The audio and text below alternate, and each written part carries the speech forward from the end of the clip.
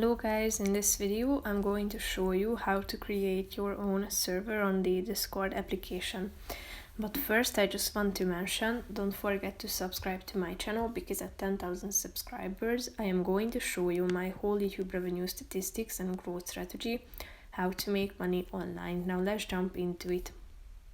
First of all, open the application on your phone.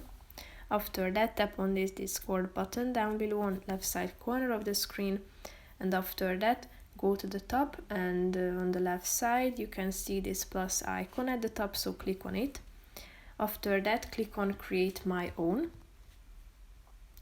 Here you should select for a club or community for me and my friends, so you should tell more about your server as it is said at the top of the screen. Here you can type in the name of your server, so type it into this box, and after that you have the chance to upload a picture. Then click on create server down below.